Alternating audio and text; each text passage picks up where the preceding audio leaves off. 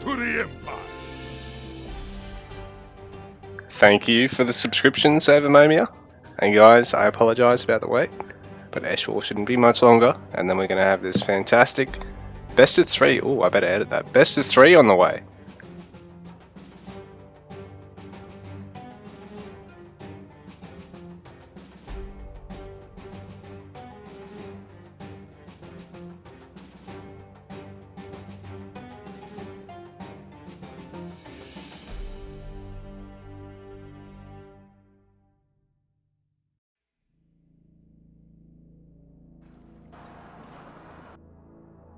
And yeah, guys, anyone that was just watching then, as Savamomia subscribed, just got an emote, so thank you again.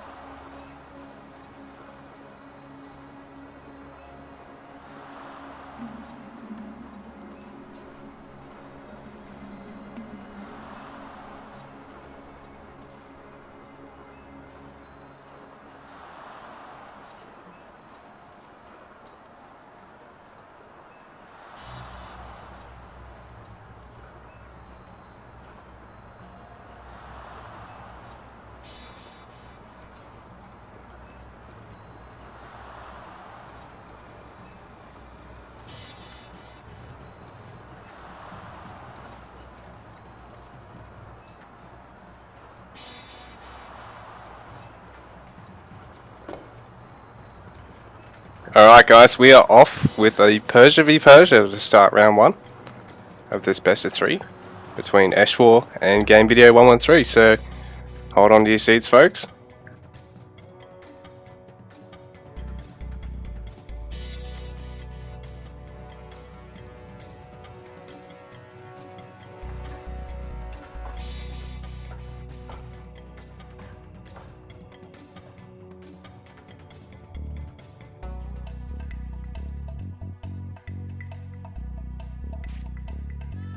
Alright, so spawning is player number 1 today as the yellow Persian player. Keep in mind he's the yellow one because they're both Persian today. We've got Game Video 113. Well, that's a fairly distant first hunt, fairly unsafe really, because it's just about at the halfway mark. I mean, that's really about the halfway point of the map. Anyway, his opponent today, Eshwar, spawning on the top side of the map. It's the green Persian player. So both players playing Persian today. Got a good, nice mirror match up here. Probably going to see a lot of Asabara, I think. Although if they do go for an early barracks, and we are seeing a lot of early wood gathering, then yeah, perhaps we'll see a lot of heavy Spara play to open the match up. I mean, it is equal footing, and yeah, these forward side hunts really favour aggressive play in the opening to try and pinch it off your opponent. You know, and to try and deny your opponent from gathering off it if he's gone for it to start with. But yeah, if you can really push from that position as well, you can potentially steal your opponents, particularly as Persia. I mean, you've got A10, you've got a really nice tier 1 unit to try and mass up and push your opponent in, because the Sparabar, they've actually got ranged armor at a higher amount than any spearman. So they're a really, really versatile unit early on to try and siege under the town centre and get as many villager kills as you can. Really, you know, take the pressure off yourself early game, you know, and go into mid game with a nice advantage. So Game Video going with this. Oh, a house. Okay, I thought it might have been a storehouse. I was wondering about the positioning there, because I was going to say if he wanted a storehouse, he could put one here, double as another wood storehouse as well, and be really effective. Because if he gets A10, it's got double healing, radius, and yeah, he's got the closer wood gathering. So I mean, he's going for the storehouse here. Personally, I think it would have been most optimal to put it right here. But in saying that, it still does give him good coverage over here, because if he gets another storehouse here, happens to get pushed into, he's got A10, he's got nice healing vector over here, so it makes it really hard to push into this angle onto the Persian player. But yeah, like I said, slightly less efficient, and if he had it over here, same again, he'd have a nice triple heal from this side. So keep those things in mind when you're playing, particularly as Persians with your early storehouse placement. But in general, best ways to try and optimize your gathering, because yeah, as we see, storehouse is really only useful for one resource here. If it was right here, that wood gatherer would not have to make that travel distance. He'd go right here, or right here, just a little bit of a shorter walking distance for him. Anyway, both players are massing up some early units. So we've got the Spara on both sides in this mirror. Game Video parking his 5 pretty much in the mid-map. Eshwar bringing his down now with his scout. Sees his opponents and he decides to sort of halt until he can mass up some more. And I think both players are just going to play it a bit cautiously. Oh, Eshwar actually continuing the Spara production, and he's going to push with his scout now. He's brought another 2 Spara. Game Video's cut his Spara production, and he's aging up at this point. So he is perhaps a little bit risky here. I mean, a little bit at risk here, because it is the eco decision. Eshwar taking the risk with his economy as such, but if he does win this trade here, Game Video only just getting A10 now from the forward storehouse. I mean, it is relatively safe though. Should be able to get the upgrade up in time, but at the same time, he's going to have to throw away the Spara and move the villagers out of here to minimize his losses. He's kind of lucky that that deer actually wandered here to the bottom side, closer towards the base. But in saying that, he's lost this trade up here. Eshwar, nice mass up of the heavy spar count, but he is housed at the moment, so he's getting that house on the way. But Game Video losing 6-7 spar for free there, almost. Because Eshwar just had such a big account, he's really had the damage go across all his spar. I think he's probably lost none or one at this point in time. So right now he's really got a big advantage over Game Video in terms of the army size. Eco-wise, Game Video actually having cut stone gathering just to try and maintain his wood and food income for the time being. And with that distant barracks, that's really going to hurt him actually, because he's going to lose that again for free, because now that it's not inside the TC range, he's not having to drop Spara or Micro Spara out of there in order to pinch that off his opponent. So that forward side storehouse perhaps not paying off. Well, definitely not paying off for Game Video, and perhaps not the best decision for him to have made, because he probably could have gone for this one on the rear side of his base, or one over here on the left side, and it would have at least allowed him a little bit more travel time between his opponent's army and his production. So Eshwar perhaps a little lucky there, really, that Game Video felt pressured into taking that early hunt there on the top side of his base. So it was, yeah, quite far out, really. Eshwar's is a little far out as well, but I think it's actually a little bit less distance overall. And yeah, he saved it for his second hunt. So yeah, guys, you generally want to try and take the safer hunt unless you're really confident you're going to win early. And in Game Video's shoes, I think if he was going for that first hunt up there in such a distant position, he would have to be the player to go with the heavier spar account to avoid that happening. Whereas Eshwar, because he went for the safer option, he's the player that can really get away with the sneaky quick age too. In saying that, Game Video does have the second town centre out a little bit quicker than Eshwar. So villager counts, he's actually up by 4 villagers at this point, but yeah, he's way down in terms of army size ultimately, and he needs to not drop any villagers here because that gap will start to close. Oh, I think that villager did go down there. 25-23, so he is, yeah, dropping the villagers, which is not good. So he is still 2 villagers up overall, but Eshwar still has that army advantage, the production advantage as well, although, yeah, I mean, he's out in the range now after getting the stables. Yeah, so Game Video down on terms of production, no army out in the field just yet. He's going to have to throw down a barracks eventually of his own again. Or, yeah, just go for a really stables heavy composition and get a lot of value out of this, because Eshwar, he's, yeah, gotten a lot of early value out of his initial play. So another stables coming out here. Game Video, like I said, Eshwar going for stables, then the range, so he's going for a nice 1-1-1 opening. And Game Video, yeah, stuck to just the 2 stables. So Eshwar really just needs to add spears and some of his own Asabara, and he can basically push into Game Video, because these town centers, there's not really an overlap in the fire other than right here, I think. In fact, that might even be a little bit too far. So there's not overlap TCs. With units like Asabara and Sparabara, Persians have a really nice time fighting under only a single town center of the opponent. So whoever has the bigger army in H2 is really going to have a huge advantage.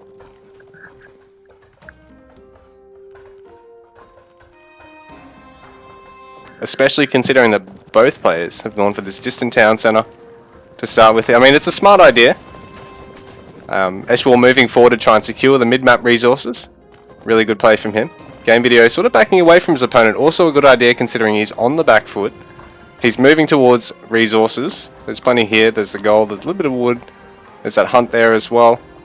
It's a nice segment to sort of put his market down and go for a third town center. A little bit more greedy up on either side over here later on in the game. So nice town center positioning for both players, but it also is one of the greedier options to pick.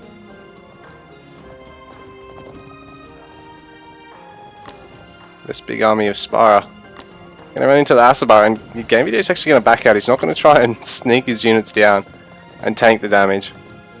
Doesn't really want to do so because he needs them there as a meat shield once he starts to get a backline, as a unit that can, as a squadron that can potentially keep on raiding and applying the pressure to Eshwar at this point. I mean, he's catching up.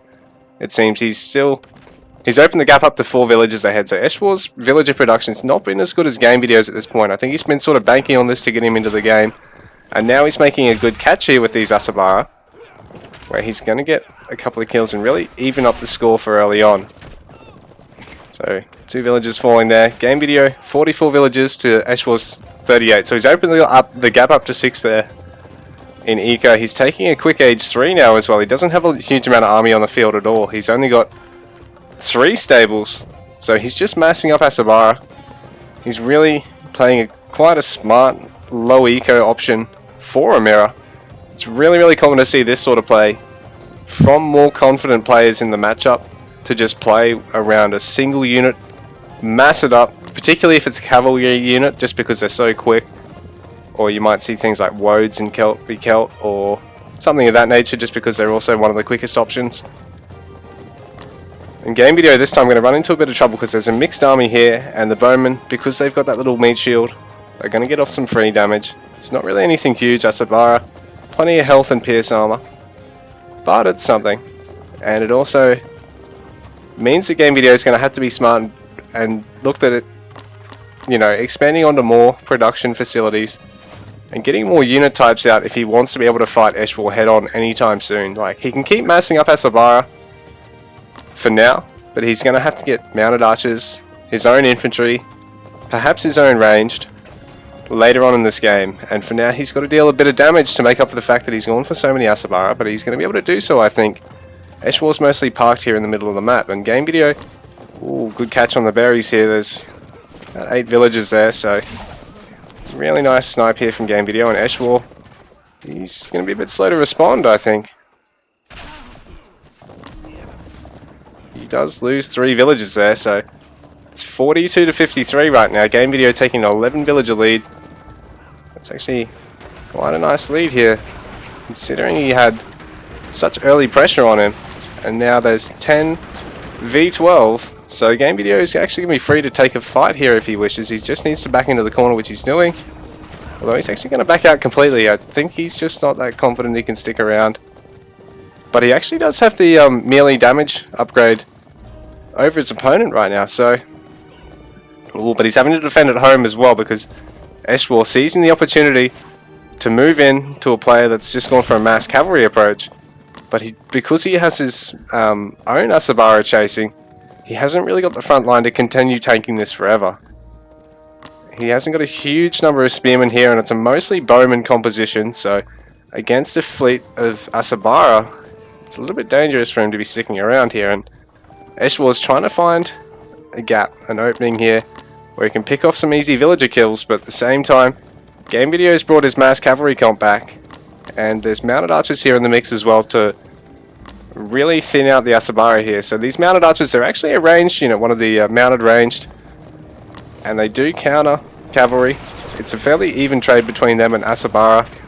And then once champion Asabara out, you've really got to micro your mounted archers against them, or keep them tucked in behind a nice front line here. But both these players with fairly nice compositions to be playing into one another right now. There's no front line here for game video other than Asabara, so he needs to take a fight without any spearmen being in the mix. Meanwhile, because Eshwar has the spearmen but no mounted archers, he needs to be really careful to not tank too much of game video's fire, losing his Asabara, because then he hasn't really got something to screen his own spearmen with to pick off his opponent's Asabara. So it really does become about the Asabara, because they can really destroy the backline of your opponents if they get through it unchallenged. Meanwhile, if you mop them up quickly, yeah, you get a free reign on your opponent's backline, and on all their infantry with your backline. So that's where the focus really is in the fights, I think. I could be wrong, but your melee cavalry generally set the pace of the fight. How you use them over any other unit, I think, just because of the fact that they are all quite high value units, except for raiders, who in turn are probably the most cost effective unit in the game. I think even in just about any matchup, once you get to this stage of the game onwards, yeah, your melee cavalry really set the pace of the fight till about the ultra late game in some matchups. But nice surround here from Eshwal. Game Video's really sort of just run straight into his army there. Got off a lot of damage though, and he is at home, so he can keep on kiting his opponent back inside the TC here, making use of his A10 as well. Whereas Eshwal, there's a lot of low units in its composition. Game Video is sort of just sitting in range with 3 or 4 A10s there, so getting a bit of value out of that. These are high value units. 130 for the mounted archers, 120 for the Asabara, so every second under A10 field really helps there. A lot of really low units there for Eshwal. Right now, villager counts are 58 to 72, so Game Video well ahead on that front. But his overall population is down, so that plus the higher villager count means he's got a much smaller army overall. And a much smaller actual army unit count, considering he's got no infantry, no range. These are all 2-pop units in his army. Opponent's got a mix of 1 and 2-pop. So Eshwal's just got a much bigger army at this point in time, and Game Video needs to be careful to not get caught here, but at the same time, he decides, bugger it, I'm just going to rally straight through and try and find a gap. Try and deal some economic damage if I can. Put the pressure on my opponent to either have to chase me or push me, or both. So he's actually going to find Eshwal's caravans here and some food gatherers, and Eshwal doesn't have a huge amount of food in the bank here, so this is going to cripple him a little bit. So he is forced to chase and push here, he feels. But Game Video doesn't have a lot at home here. Eshwal doing a really nice job at maintaining a big army here to really keep Game Video on his toes with this composition, but at the same time, he really needs to get these cavalry to chase up to follow up on Game Video, who's going to keep laying waste to his economy at this point, but at the same time, Eshwal with a nice push under the first town centre. He's really picking off all of Game Video's food gatherers. He does have a nice account of them at 16 though to Eshwal 7, so not as huge of a disruption when you're dropping food gatherers when you've got that many. And ultimately Game Video does clean this up, and he does keep most of his army alive. Eshwal a little slow on the chase, going to get a bit of healing as he comes through here, but he's not really going to stick around and get a huge amount of benefit out of that. But now Game Video's, yeah, fighting on his doorstep again, on Eshwal's doorstep again, and Game Video sneaking in some rams. I don't know if Eshwal's actually scouted this. So Eshwal unaware. This is really, really, really nice, because it's only about 2 pixels outside of the line of sight range there, so really nice stuff there for Game Video. Getting this proxy out, I think it's going to be safe. I don't know if Eshwal knows about it. Anything really going up here in this corner. He seems relatively unaware about it, so I think Game Video is safe to get that little proxy siege workshop battering ram push off. Eshwal has this huge amount of cavalry and mounted archers himself, so these Asabara, they've got champion now too, so they've got plenty of damage. They've got their first damage and armor upgrade, although Game Video has the second armor upgrade. No ranged armor upgrade here for either player though. Actually no, sorry. Eshwal's is a age 2 ranged, while Game Video's got age 3 melee upgrade. So the mounted archers of Eshwal is not going to do a lot of damage to Game Video. At the same time, the Asabara of Eshwal are going to be slightly ahead in a head-on fight over his opponents with other Asabara. So work accounts 65 to 71. Game Video has to deal with this really, really nice spread of eco of Eshwal here. He's sort of got 2 good TCs to market line to here, and he can always throw up a market over this side and put a 4th TC over here, so his opponent really has to put pressure on both sides. In saying that though, if this spot goes down, it's sort of a bit weird trying to figure out the best market line position for the rest of age 3, so Eshwal's going to have to try and guard this market as well as he can. Meanwhile, he's also going to have to guard over the other side of his base, because Eshwal didn't end up scouting this at all from Game Video, so there's 3 rams assaulting this town center right now, and Game Video's army is going to be able to act as a nice smoke screen because it's actually ahead of Eshwal's, so he's going to be able to get there before and defend the rams as they take the town center. So Eshwal is really going to have to struggle to get out of this right now. And he's dropping a lot of villagers too. Game Video is just about maxed out here, and Eshwal's now down in terms of population, so it's not a side that's been seeing a lot of this game, and Game Video is rallying the Rams straight into Eshwal's base as Eshwal's trying to chase him off all these gatherers here. He's continuing to actually chase the army while Game Video is actually just rallying his whole army around. If you saw on the mini-map there, he's basically just kiting him all the way around this little stretch here as the Rams head across to deal damage elsewhere, as the mounted archers are picking off villagers elsewhere. So Game Video really opening up with harass while Eshwal chases his army around the map. He is getting some nice kills here, but Game Video is just replacing the army behind this, and in the meanwhile Eshwal is dropping eco. He's going to lose the second town center here, so this is going to be huge for Game Video. Eshwal's going to have to deal with having his opponent snipe 2 TCs and some production here. The Rams are going to fall, but they've gotten all the value they need to get. Eshwal has not a lot of gold in the bank. Not a lot of wood in the bank. He needs to really spend his gold on getting some wood. Game Video doing a wonderful job at the harass, at the kiting with his army, just to really buy himself some time. And yeah, that was some crazy harass there. He got some more wood gatherers. He got, that initial town center, the main town center there.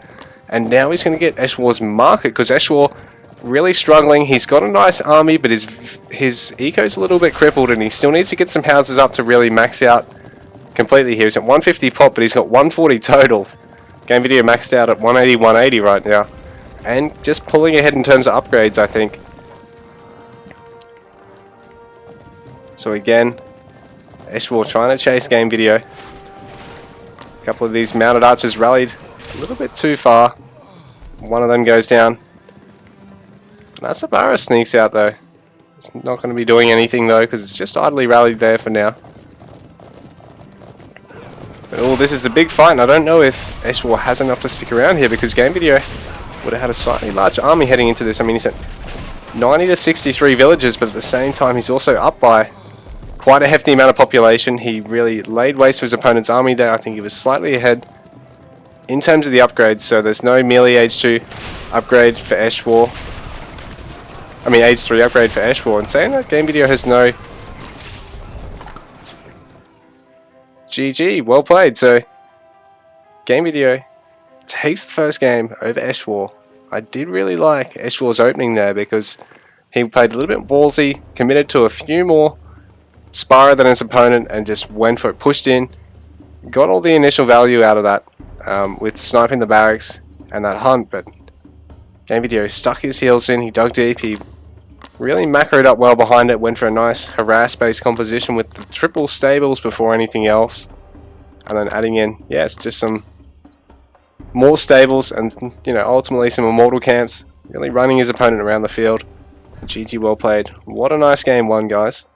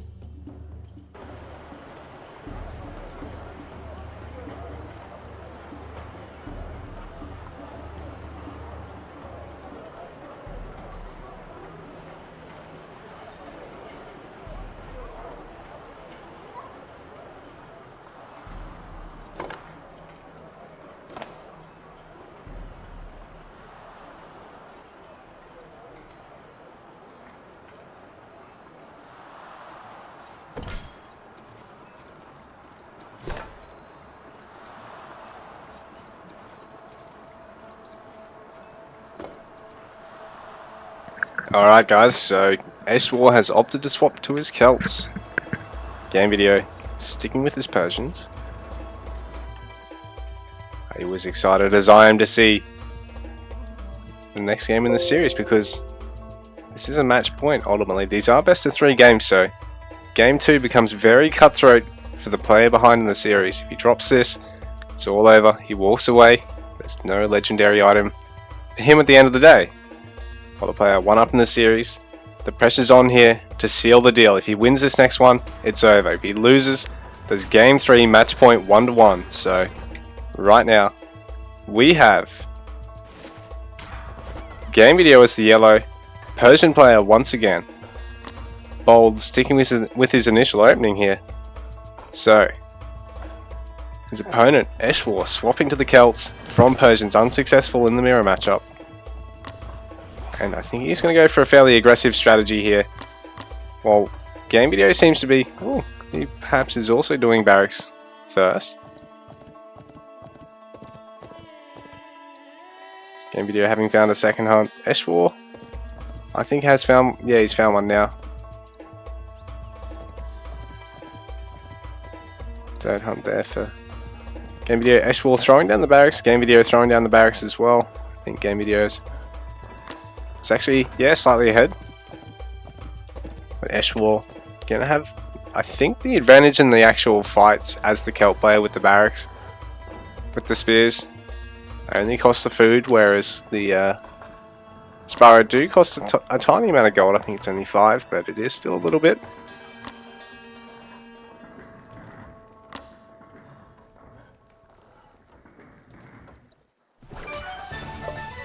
It's quite a big map here, and even though the spawns are reasonably close, there is this large forest in the middle here that incurs quite a bit of travel time, so I don't know if we'll see a lot of early aggression, although I think both players would like to really push into one another.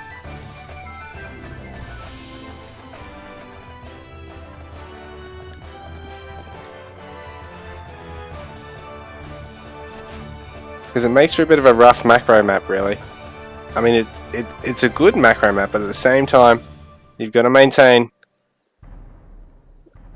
armies on both sides, defenses on both sides of your base here, in order to really have a nice market line behind all this. Because there's not a huge amount of resources over each side if you sort of, you know, consider this little middle segment a bit of a demilitarized zone, because it's sort of so out of the way. Game Video going for quite a bold barracks again. It's just outside of TC range once again. Actually rallying his Spyro back here just to catch anything going for his wood line. But they're also sort of neutrally placed to also get to the hunt in reasonable time. A tent having already been researched by the Persian player, so perhaps he is looking to move out, or he's just anticipating the early spear push. After all, Eshwar did really open that game with quite an aggressive opening with a later age 2 than Game Video. He kept up the Spire production for another 5 or 6, more than his opponent. Actually no, another 3 or 4 more than his opponent, and pushed out.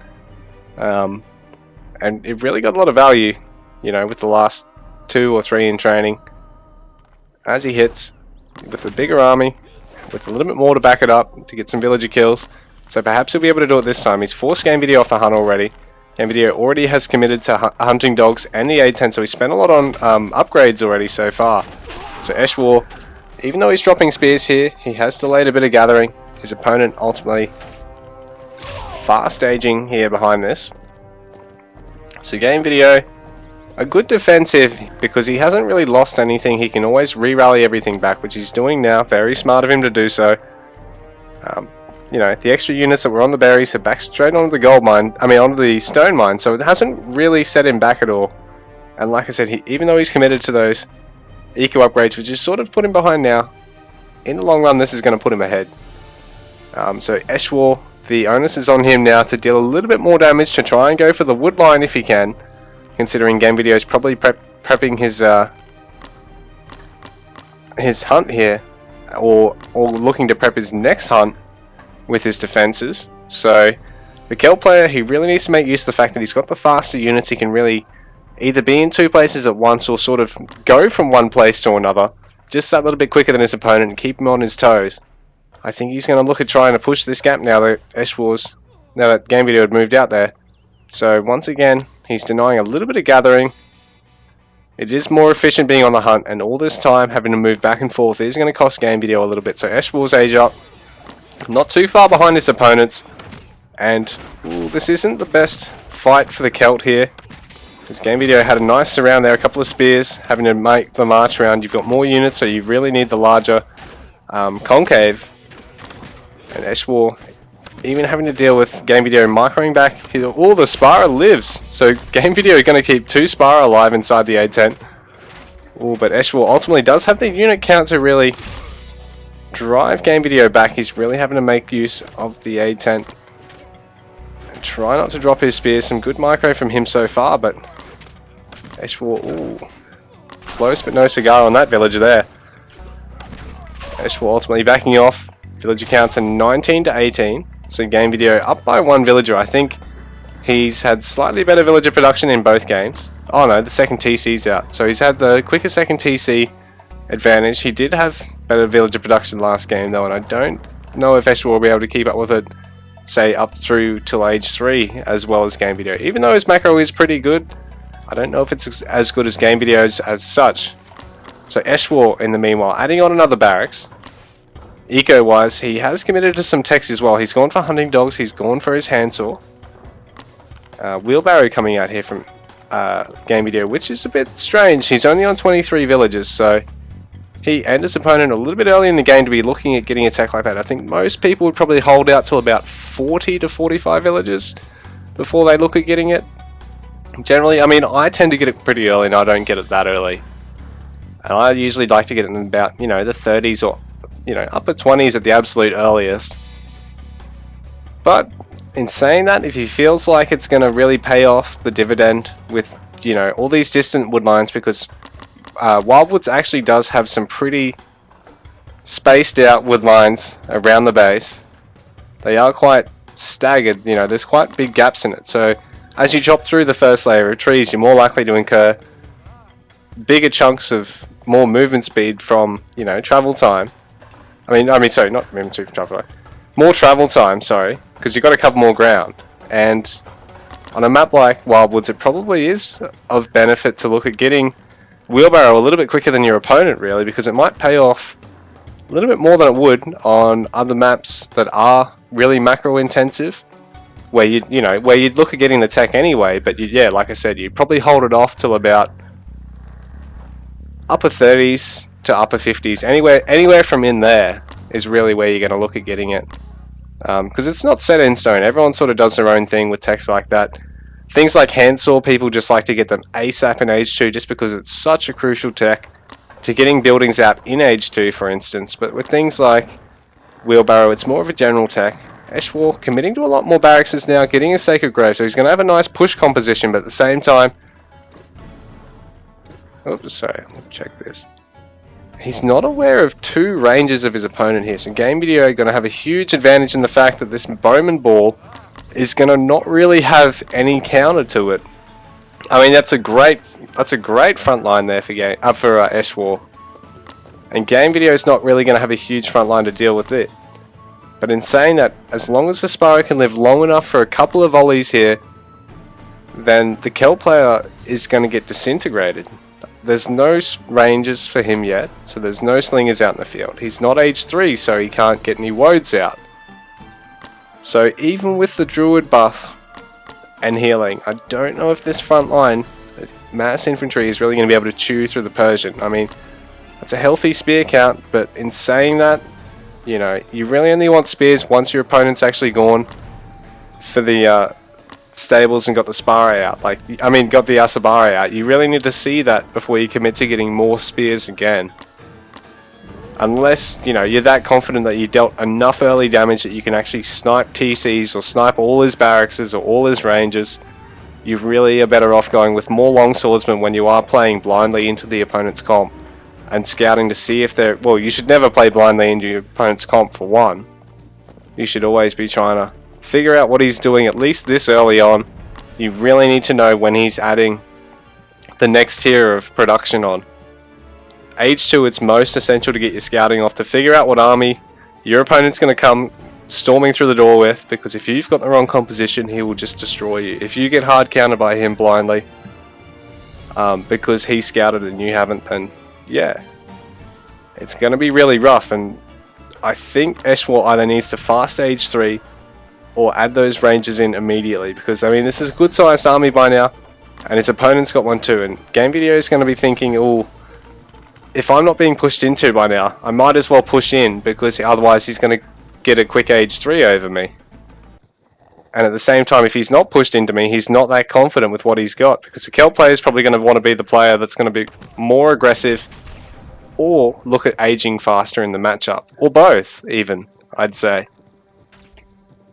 And generally, yeah, the only real early pressure is, yeah, this sort of push once the Persian's already up to about 100 pop, or if they go for really quick Axabara. But right now this is a good catch here for Game Video. Like I said, Eshwar, there's not really any way to deal with the backline here for the Persian, so it's a bit of a misplay for him to go with mass infantry, but hold off this long without pushing and figuring out what his opponent's got, because by now there's a 30 strong bowman ball, and Eshwar is just going to get shreked here. He's got the movement speed advantage, but it's not going to be enough to really stick around here. Game Video's even got defensive towers, so it's going to be hard for Eshwar to get a lot of value out of this. He can't really stick around here, he hasn't got the units. This is just the wrong sort of matchup to be playing this sort of style. I mean, this style works great against civs with no bowmen, so against Egyptian, or against another Kelp player, or against a Norse player. This style works great in Age 2, but it works really rough. I mean, it doesn't work, it's really rough to try and work with when your opponent can get up to 40 bowmen, like Game Video has done. So Eshwar's got to head back home with his tail between his legs. He's adding in the rangers now. He's taken his age 3 behind this, so this is good. He can switch to the bowman, he can switch to the raiders, the woad raiders, sorry, and his own bowman, and really take an even fight.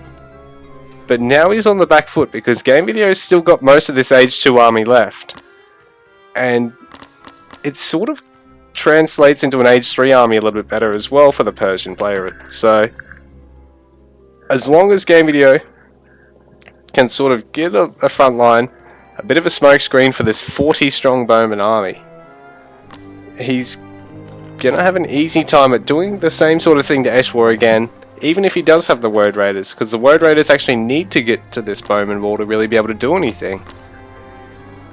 And I mean, adding the bowman's great. It's going to mean that you can whittle through the spar, but you might even need some of your own slingers at this point. Yeah, and to really just try and take a ranged fight, be ranged here, because I don't think Game Video is really putting much effort into getting his own Asabara yet, so Eshwar needs to be a little bit more vigilant with his scouting there, I think. But this is a nice catch here for him, because he's headed in with a small number of spears and a single long swordsman, so he's going to delay a bit of gathering here, almost killing a villager, but at the same time he needs to back these guys off here, not throw too much away, and make sure he's maintaining, yeah, positive value in his trades here when he's doing things like this, moving out in the field to deal a bit of harass to his opponent. You know, you want to really maximize your uptime with the units. You don't want to lose them for free, you want them to actually get some damage off, which was good to get the damage off, but you did lose those guys, so ultimately they could have been a part of this army, because he's ahead on pop now, but yeah, he did lose a couple of units there. I think he's actually ecoing a little bit better. He's got the H3 TC on the way. Game Video is actually well down in terms of population. Perhaps I missed a bunch of villager kills, or Game Video's been housed a couple of times, because right now Eshwar is actually up by 13 villages. It's 69 to 56 villages Eshwar's way, so he's done a great job at actually macroing behind this. Even though he basically threw away an army, he's really massed up that age 3 army quite quickly. He's taken a huge amount of eco tax. Game Video, not quite as many eco tax actually. He's sort of played a bit more conservatively on that front, and he's taking his age 3 now. He's getting his third town centre up about the same time as his opponent, even though the age 3 was a little bit slower. He does have his markets, but his villager count's actually, oh, he's down to 59 villages actually. Yeah, 59 to 75. So Game Video. Oh, maybe it's deliberate. Maybe he's just... Yeah, Game Video's deliberately cut his working count pretty early at about 59 workers, 60 workers. Wants to transition to the market perhaps, or just max out and take a big fight in Age 3 with a much smaller army size. Quite interesting. But perhaps this is the way to go. He's added in a bunch of Immortals as well, so these guys... Well, he's adding in a bunch of Immortals. He hasn't got a huge amount of them yet, but he's got 54 Bowmen. He's going to run into 42 Woad Raiders and a handful of his opponent's Bowmen, so... I hope this pays off here for Game Video in a sense, but at the same time, I would like to see this series get a third game. Eshwar has been playing phenomenally, and this is a great Woad Raider count for him, but just needed a micro. The Woad's a little better there, I'd think. He didn't get off a huge amount of charge there, and he needs to really focus on the Bowman because these Woads are going to fall for free. So Game Video taking a nicer fight there. Eshwar's still streaming some units across, but he needs to bring these guys in. So Eshwar fighting with perhaps not the best approach there. He didn't go in with everything. He didn't really get a good angle off on his Woad Raiders, so they mostly connected with the Spara front line of the Persian. So there was no nice bonus damage on those charges. You know, stack the crit and the multiplier on the Bowman, one-shot them, delete them, and get out of there. So there's still 47 Bowmen for Game Video. He really probably only dropped about 10, maybe not even that many. And Eshwar having to play on the back foot right now. He's on 80 villages. Game Video is only on 73, so he's just been adding in caravans this whole time. Yeah, like I said, really cut his villages a little bit early there to try and transition to the market eco and maintain a bigger army size overall. That's really seems to have worked out for him, because right now he's standing on top of the Kelp player's base. Eshwar having to really defend, having to get out of the hole here. I do like the fact that he's gone for so much eco in this game, but at the same time I think he took that fight badly. I don't think he was that far behind in terms of army that was a definite loss, that fight, but I just think that, yeah, with the fact that his army was mainly Woad dominant and Game Video's being mainly Bowman dominant, Eshwar really needed to focus down the Bowman first with the Woads, otherwise he wasn't really going to get any value out of them at all, because they were just going to get deleted by the Bow Immortal mix. And he has done a good job at trying to keep these Bowmen alive here. He has kept his own little Bowman Druid ball here alive, but it is, again, much smaller than his opponent's army right now, and it is not able to take positive trades. So Game Video just streaming units across the map, has that established market line. Eshwar's doing a reasonable job at trying to keep alive behind this. I mean, he's still gathering quite a hefty amount, still keeping above 100 pop, but he's still continuing to drop production facilities and units, and his opponent is getting more and more ground at this point. There's no armory upgrades in queue for Eshwar at the moment. Well, Game Video is finishing some up, so that's really going to start hurting Eshwar, all this pressure on him.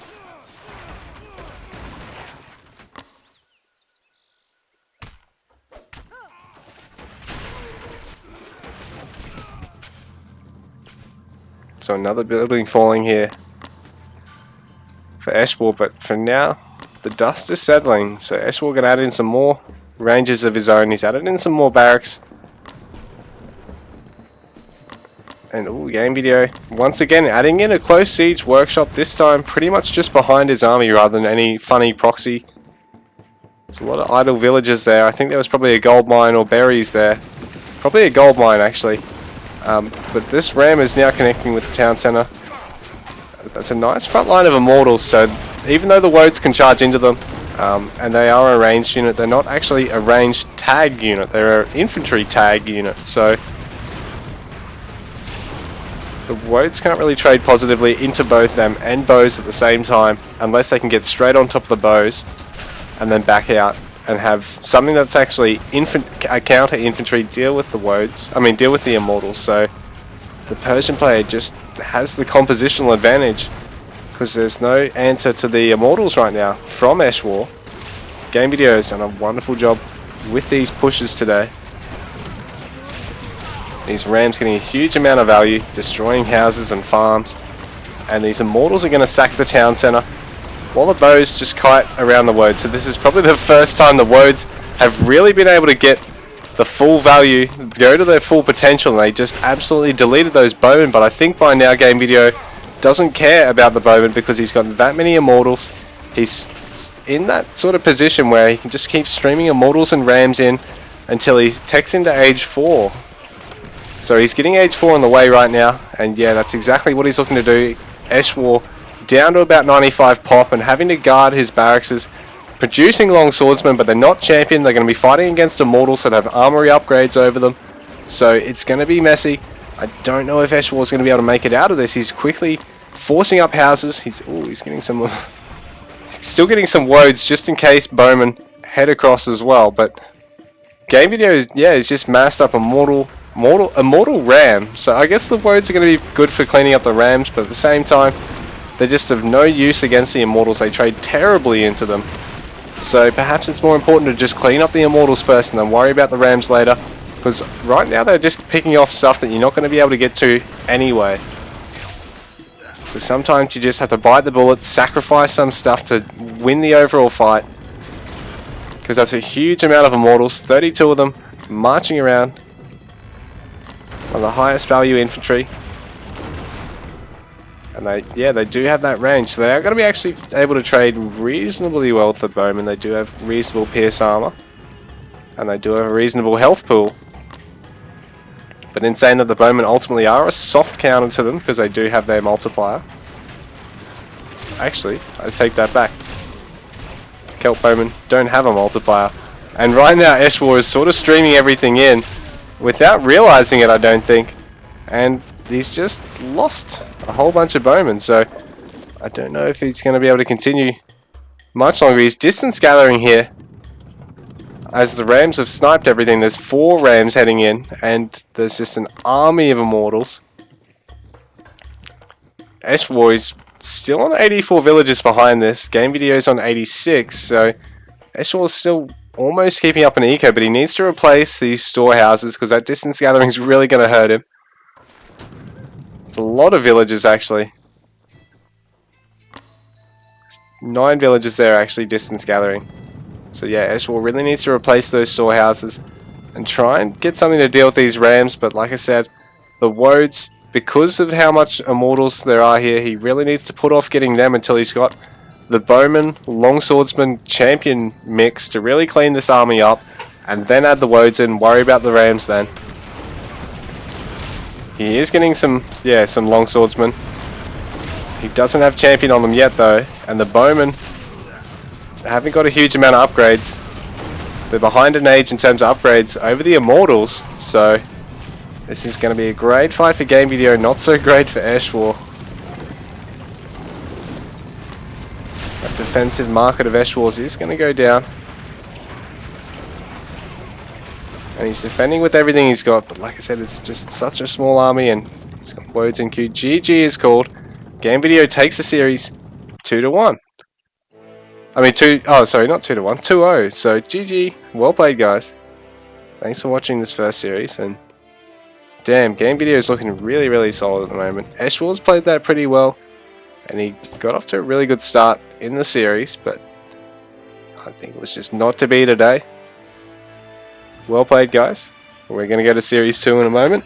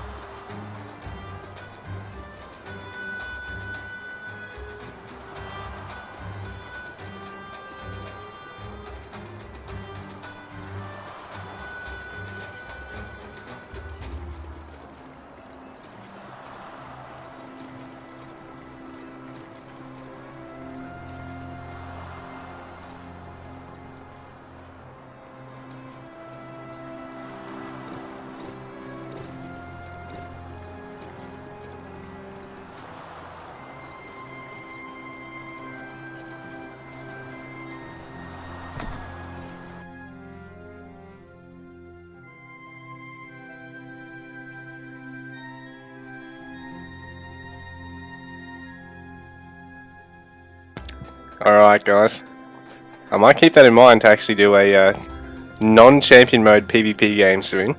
As well as I was also thinking to play with boosted handicap all the way for both players so we could have like a double gather rate, half build time and train time game mode, like a turbo mode event. So we could also do that for Showmatches. We could do both of those for Showmatches or in one big one. So that would sort of be cool to see. Anyway, we are loading in on watering hole. So we got the Wicked Lawn spawning as the Greek green player today, going for the berries as well. So I have actually given him a bit of a handicap here. 30% increased gather rate. Doesn't actually show it in the stats, but he does. Meanwhile, Pharos, his opponent today, the purple Persian, even though he's on the hunt while his opponent's on the berries, is roughly gathering at about the same rate because of that, and his villagers are trading much slower than his opponents, so what's normally a 15-second train time is going to be down quite a little bit below that. So already up to 7 villager out, but at the same time he's stopped his production already. So the Wicked Lord, even though I've given him that advantage, every time he drops villagers he's going to fall behind in his village account, or fall back to parity with his village account basically.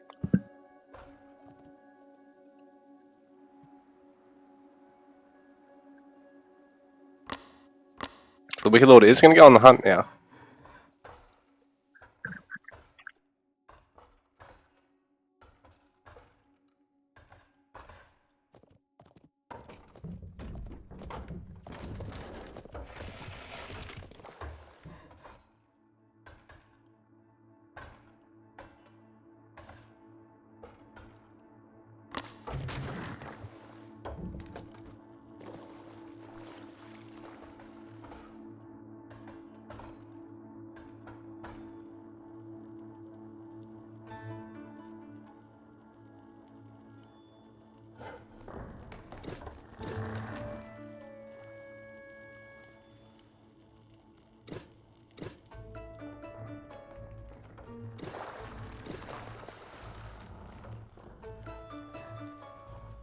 So a really nice watch post here from the Wicked Lord, but unfortunately Pharos has already scouted it and compensated by shifting his dock over to this side, putting it down just outside. But the Wicked Lord, oh, is going to villager rush. It seems he's pulling everything. He's going for a forward barracks. Pharos is going to have to work to defend this because the Wicked Lord has actually got a huge amount of food in the bank. He's got a, yeah, he's pop capped. Oh no, he's not even pop capped. He can keep producing villagers, but he's stopped at only 12. Pharos hasn't actually seen the barracks go down, but he's seen the villagers all move out. He's bringing back his scout because he knows something's up. So the Wicked Lord with the very daring villager pull. He needs to keep producing villagers back at home though, because he can keep gathering, get plenty of gold, plenty of food to make this push really work here. Pharos is aging up in the meanwhile because he knows something's coming. He knows, if I can get this, I've got more damage, more health on my town center. If I go for a second town center, I'm pretty much impenetrable. If I get, you know, some wood, I get a production facility out, I can get some units to defend here. So he's gonna have to make all these decisions pretty quick though, because the Wicked Lord is already moving out with the spearman. He's already going to push him off the hunt pretty quickly here the moment another one pops out. The spear's been rallied straight to the town center, so this isn't so good for the Wicked Lord. The H2 for Pharos is finishing up, so the town center is about to rocket up in stats. Another 1500 health, another 4 damage per shot. So Pharos getting all the stone he needs, wearing through the scout. Probably not the best idea considering it's the most low damage unit here, but at the same time, it's something. Pharos is going to get the other stone deposit, start gathering off that. I think he'll go for a distant town center. The Wicked Lord actually bringing his spear across and seeing it.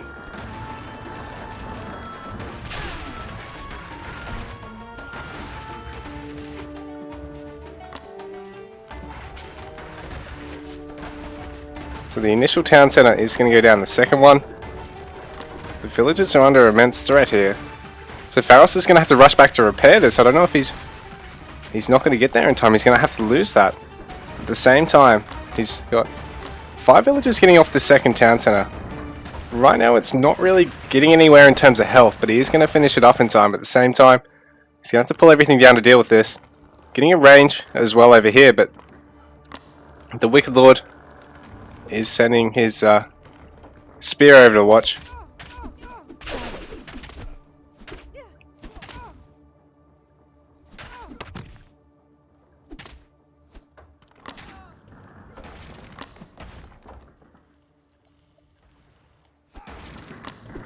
The Wicked Lord has really got Pharos on the ropes here because I don't know if he's going to get the stone up here in time. I think this is a GG actually.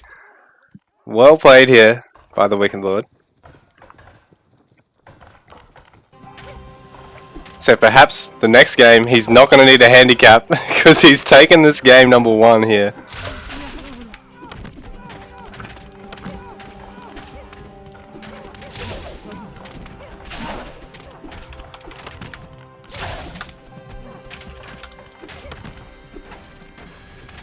Yeah, this is GG, I think, unless Pharos can do it. He still needs more stone, but he's down to 7 villagers. The Wicked Lord's got nothing left at home. And GG is called, Pharos taps out. So that's game number 1 down in the best of 3. Oops. The Wicked Lord reigning supreme so far. Really strong villager rush there from our friend Oops, who yeah, just played completely balls to the wall there. Stopped villagers at about 12 and pushed in.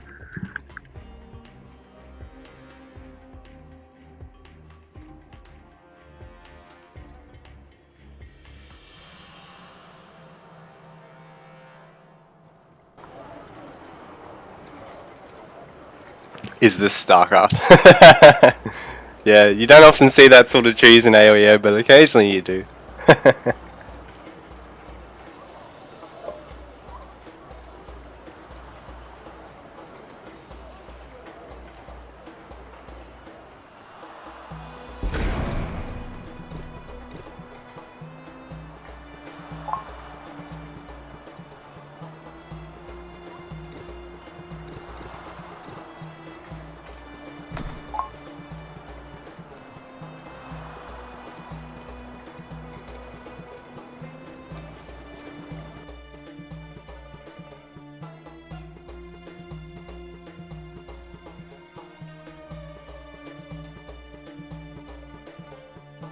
Now this time, I would friend the Wicked Lord because he's opening the series 1-0 now.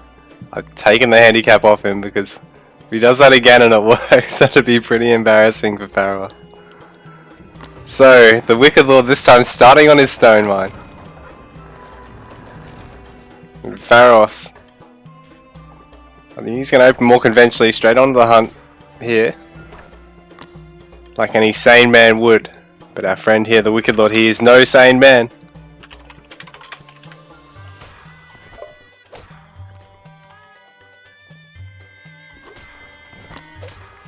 The Wicked Lord, even though he's gone for the stone mine first, he's actually moved straight onto the hunt and is clearing the deer with it. So that's really nice of him. This is perhaps a possible cheese if this actually works. What's he going to do? Go for a really fast tower or forward town center or something? But Pharos is opening up with the barracks. Whoops, sorry guys. Here we go. Sorry about that. The Hoover, you have to tell me once, not 20 fucking times, thanks.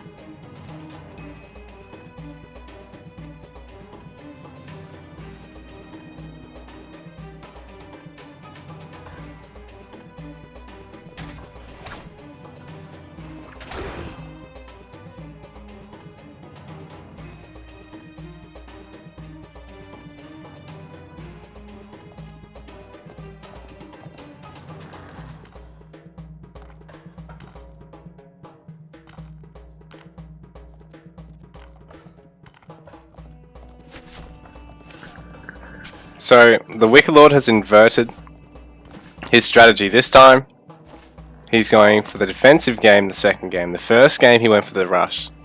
Last week, we saw the opposite, and thank you for Hoover for telling me. But yeah, you don't have to tell me 20 times. Sorry. Anyway.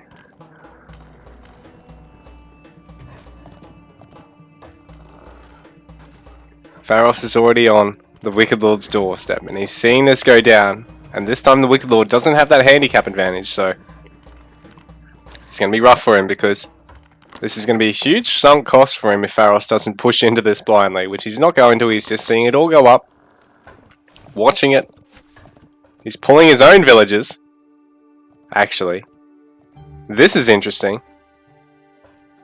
Pharos with a much nicer attempt at this, because he's actually getting Loom and Aid Tent. And he's keeping some stuff at home to keep gathering as well.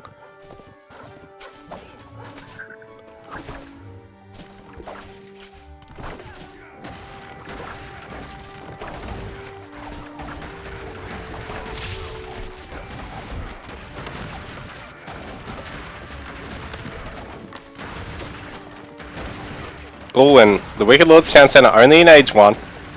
Doesn't have a huge amount of villagers, so he's going to have to try and fight this off and repair the TC.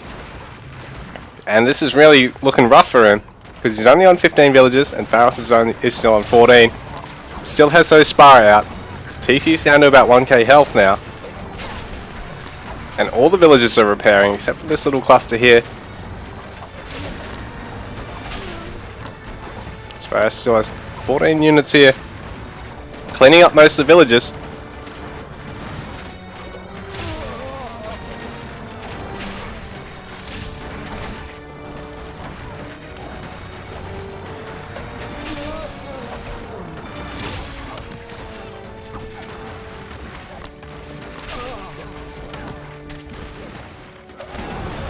So he's run out of wood. I think this is going to be GG.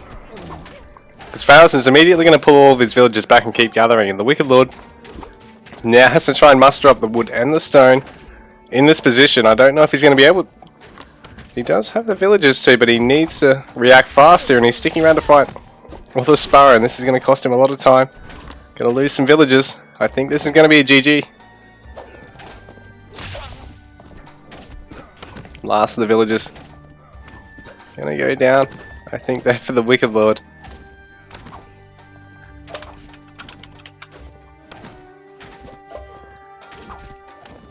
So, this takes us to game number 3 in this series. Because Pharos safe and sound at home. The Wicked Lord losing everything there except for a handful of villagers, and it's just not enough for him to come back from. So sorry about the delay there, guys. Apologies for Hoover for snapping at you.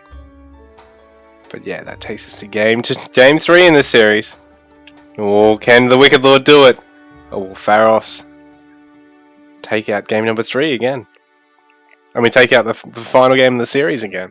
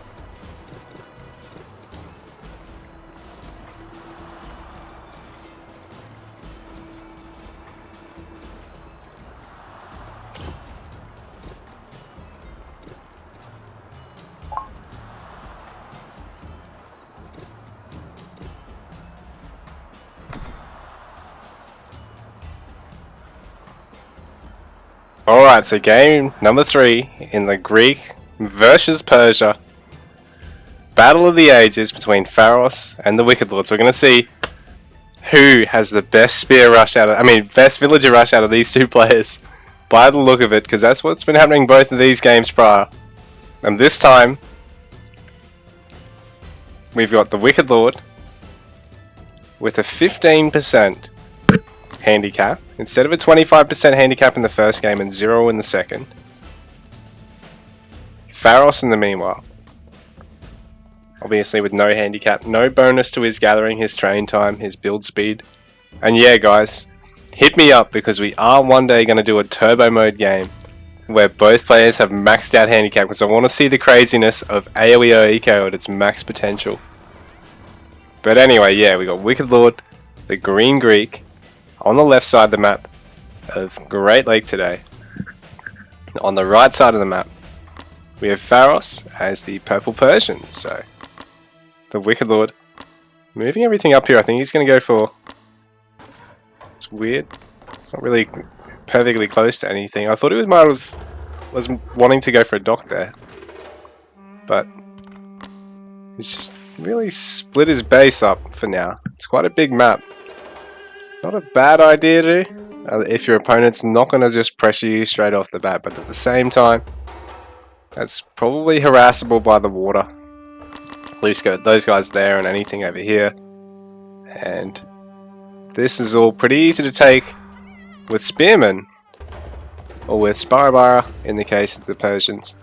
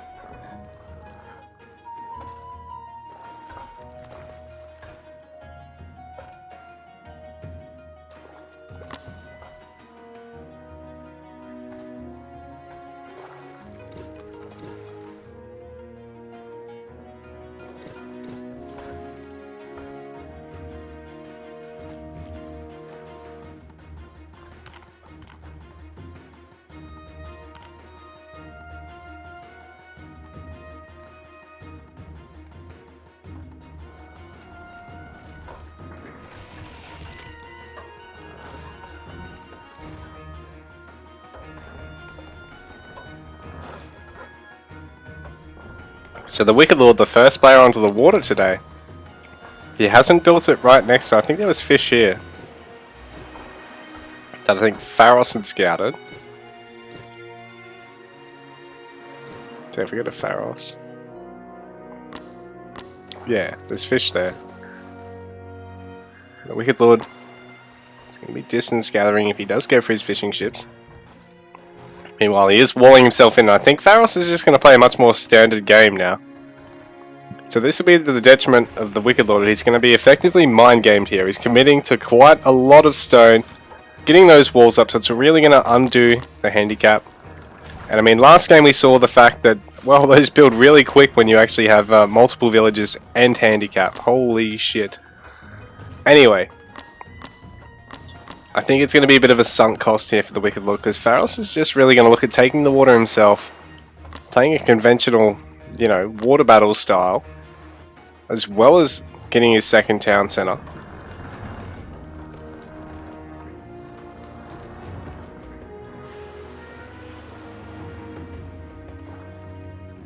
The Wicked Lord cutting production here at 16. 15 villagers and his scout, sorry. Oh no, here we go, he's upped his villagers again, so good on you, man. Keep those villagers in production. I hope you're not actually listening to me right now. Hope you're going to watch the replay though. Please don't stream cheat.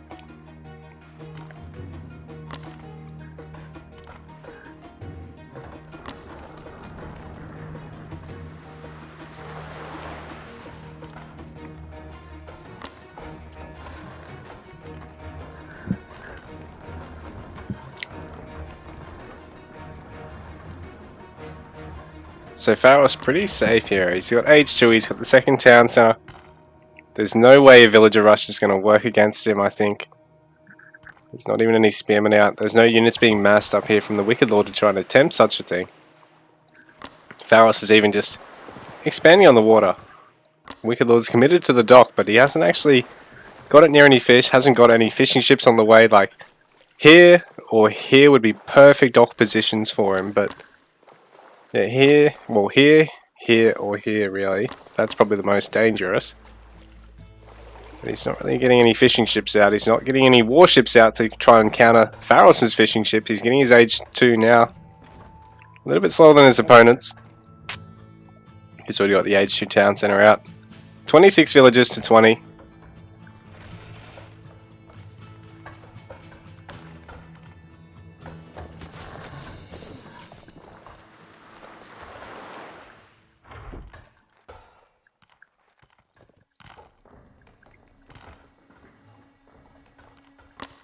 So Pharos getting all of his H2 eco techs. He's really just working towards a nice big H2 or H3 army.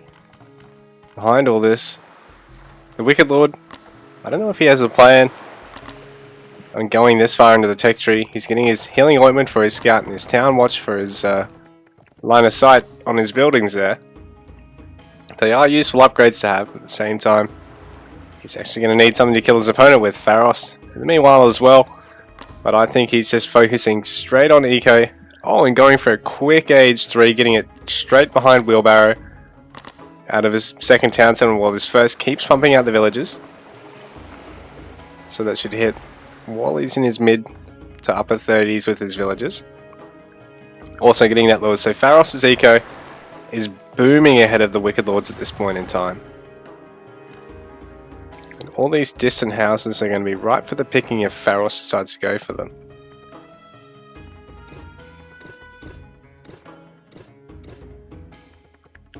So Pharos hasn't scouted that side yet, but he knows all about the stuff up here.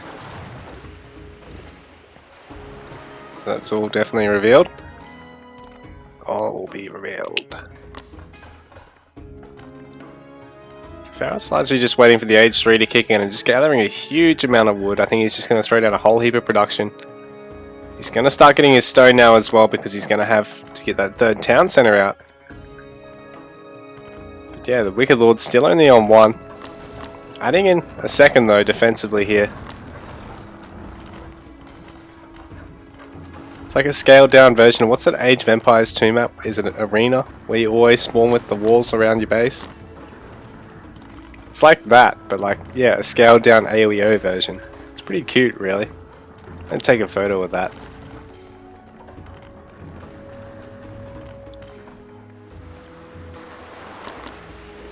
So Pharos getting 5 stables out. He's just going to run over his opponent with mass Asabara in a moment. It's going to be bloody and brutal. There's even an armory being thrown down just in case. Pacifists on defense. But Wicked really needs some spearmen. And these towers are only going to do so much because those Asabara got plenty of health, plenty of ranged armor, plenty of damage to cut through the walls as well.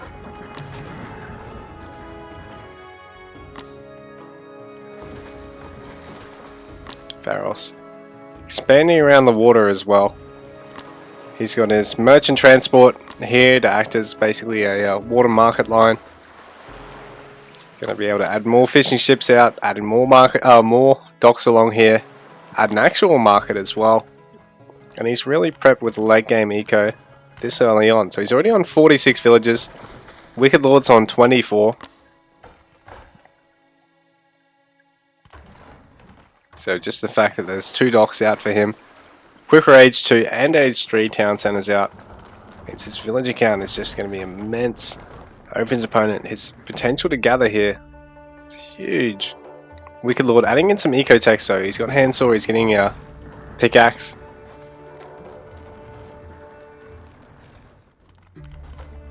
Man, I can't get over the space layout. This is like some Age of Empires 2 randomly generated map base. That's bloody cool. More merchant transports out here for Pharos. That'll probably be the last two though. He doesn't want to get too many because when they start clashing with one another it gets a bit annoying. So 183 gold per trip actually.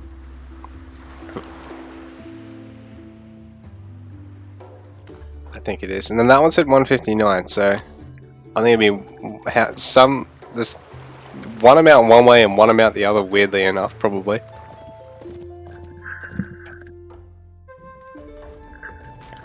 Actually, we'll keep an eye on that. Perhaps that's going to be of importance to the devs. 159 heading, yeah, back up. Anyway, the Hypaspis are out in the field. They're going to Shrek the hell out of Pharos' scout. He does finish the watch post, but at what cost? Pharos could have cancelled it and got the scout out of there. So it's these little victories that are going to get the Wicked Lord into this game. He's going to need to add some more production, but it's going to be a bloodbath. Oh, Pharos! Ooh, what are you doing, you cheeky devil? A forward fortress this far up, and a fleet of Asabara to guard it.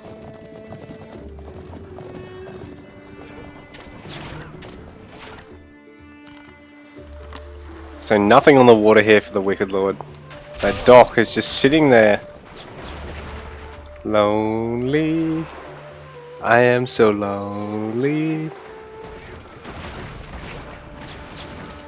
I have nobody. Anyway, there's more stables going down here. So Pharos is up to 9 stables to the Wicked Lord's single barracks. He's streaming out the spearmen and he's getting his Hypaspis moving out. He wants to mount a push. Perhaps he's going to destroy a merchant transport or two. Perhaps he's going to siege the town center. We will see.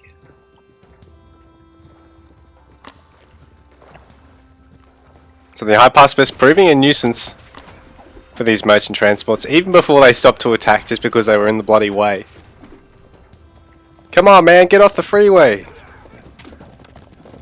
Anyway, the fleet of Asabara coming in to clean up all these distance gatherers around the map, and the Wicked Lord is going to be hemmed into his little matchbox of a base here.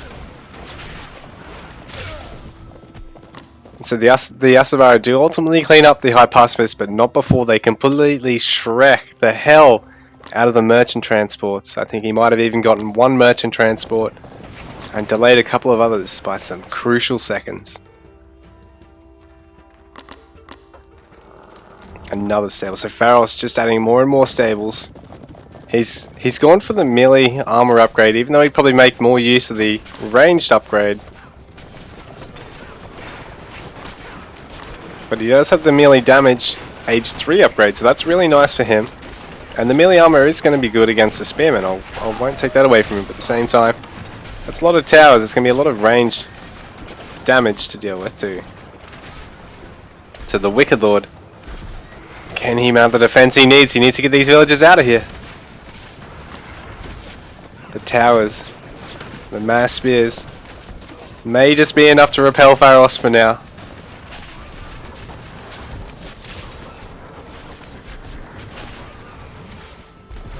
So Pharos bringing everything out.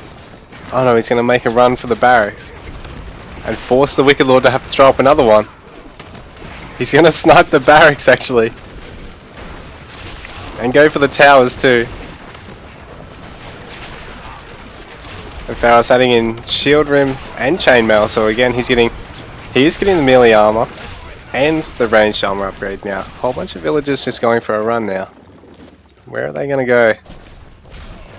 The third town center for the Wicked Lord is up now.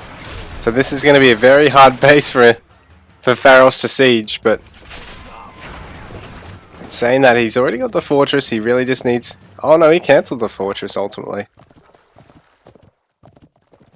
When's Pharos going to see these workers running into his base? Wicked Lord right now defending with everything he's got, but that's just a handful of buildings. And these villagers, I think they're just going to assault the base. So the Wicked Lord pushing into Pharos. He's got loom on his villagers. They're as tanky as can be. They're going to make a run for it. They're going to pick a fight. But ultimately, I think this one is a GG. So Pharos is going to down the first town center. Wicked Lord, is he going to get the town center with his 6 villagers? There's 3 Asabara to clean that one up, so I think this is a GG.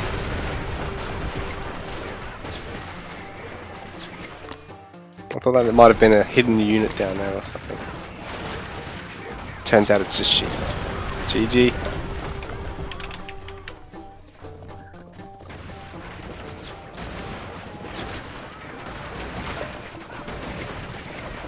Third town center falling for the Wicked Lord.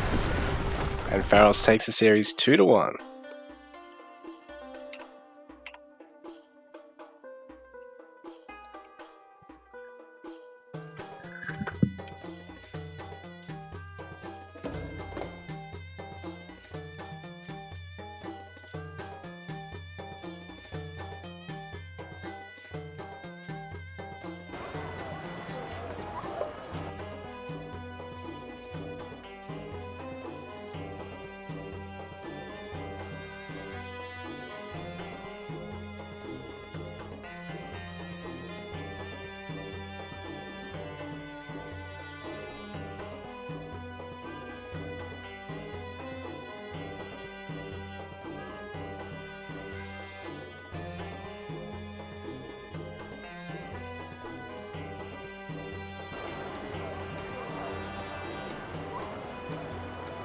Alright guys, so thanks for watching. If I can get 2 players to fill in a best of 1 game right now, I probably would. But it depends on you guys.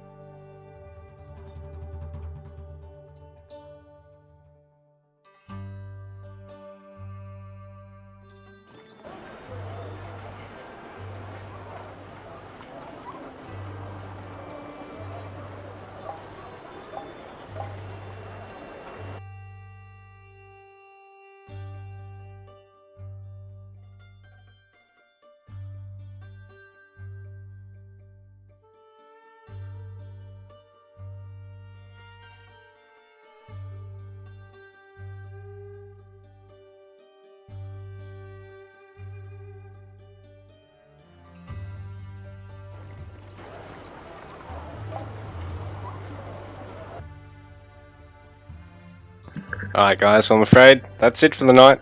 Well, for the afternoon, I guess. It's night for me. Anyway, we'll see you guys tomorrow. Thanks for watching.